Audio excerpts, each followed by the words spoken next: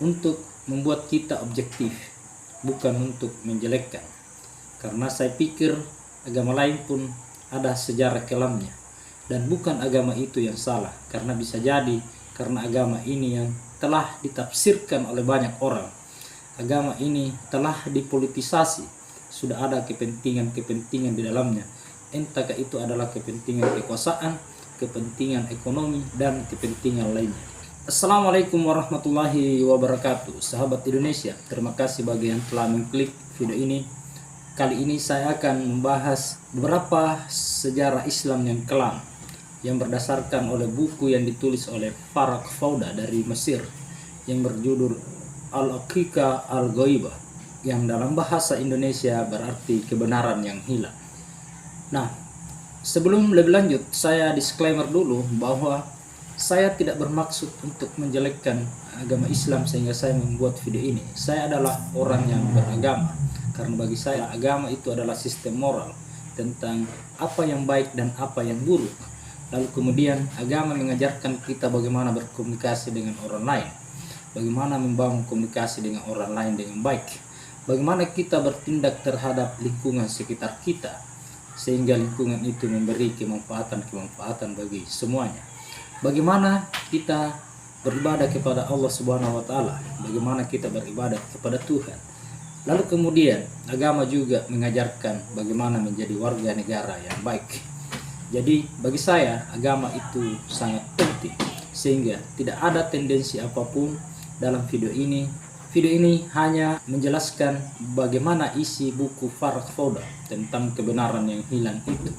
Nah, berikut adalah beberapa sejarah kelam dari agama Islam itu menurut buku Farag Fauda, yang rujukannya sendiri adalah kitab yang bernuansa Islam, yaitu Tariq At-Tabari.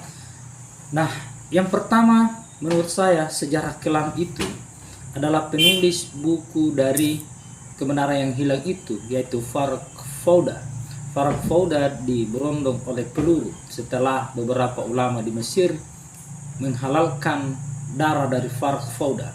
Farag Fauda menjadi orang pertama yang menjadi buronan dan halal untuk dibunuh, sehingga pada beberapa masa kemudian anggota dari jemaah Islamiyah di Mesir waktu itu melakukan pembunuhan terhadap Farag Fauda. Jadi itu sejarah Islam yang pertama yang menurut saya, yang justru penulis buku ini yang menjadi sejarah yang kelam. Kemudian yang kedua adalah penyerangan terhadap orang-orang murtad. Jadi di saat Khalifah Abu Bakar menjadi khalifah pertama setelah Nabi. Jadi kan khalifah itu artinya pengganti. Jadi pengganti pemimpin pada waktu itu setelah Nabi wafat adalah Abu Bakar. Namun setelah Nabi meninggal ada ribuan orang yang dituduh murtad. Sebenarnya tidak murtad karena dia masih melakukan sholat, masih melaksanakan perintah-perintah agama yang lain. Namun satu hal, mereka itu tidak mau membayar zakat. Alasannya adalah sederhana. Dulu di saat Nabi Muhammad masih hidup, membayar zakat bagi mereka adalah pengakuan terhadap kepemimpinan Muhammad. Namun di saat Muhammad telah wafat, mereka tidak mau bayar zakat karena mereka tidak mengakui kepemimpinan atau kekhalifahan Abu Bakar, sehingga tidak mau membayar zakat. Pada akhirnya diseranglah mereka dan terjadilah perang yang namanya Perang Riddah. Perang tersebut terjadi karena Abu Bakar tidak setuju kalau mereka tidak mau bayar zakat. Mereka dianggap murtad, keluar dari Islam, karena bagi Abu Bakar mengucapkan kalimat syahadat itu ada konsekuensinya. Salah satunya adalah membayar zakat. Kemudian yang kedua adalah tindakan Khalid bin Walid. Jadi ketika Abu Bakar mengutus Khalid bin Walid ke daerah Rabita di daerah Malik ibnu Nuairah, maka berangkatlah pasukan itu. Namun sebelum sampai ke sana, Malik ibnu Nuairah ini menyuruh warganya di kampungnya untuk menjauh dari tempat itu karena dia tahu akan ada penyerangan. Tetapi Khalid bin Walid pada waktu itu menyuruh mereka kembali.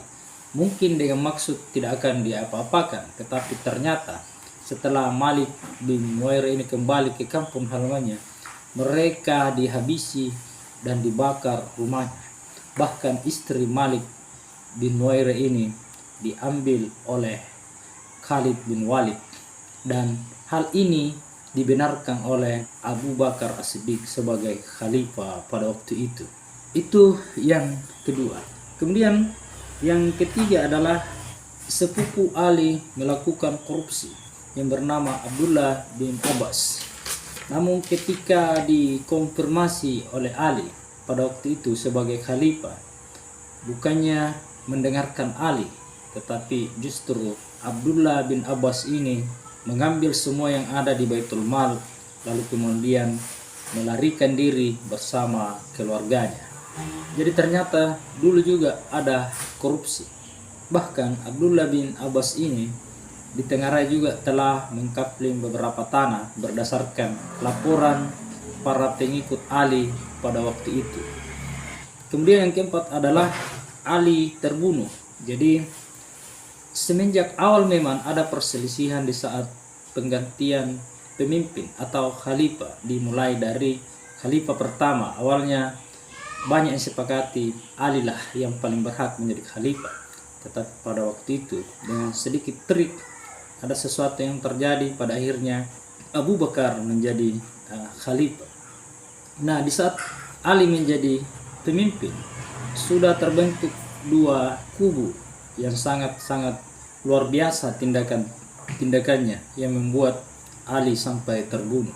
Kubu pertama itu adalah kubu Syiah, yaitu pengikut Ali, sementara kubu kedua itu adalah kaum Khawarij. Dan kaum Khawarij inilah yang melakukan pembunuhan terhadap Ali pada waktu itu.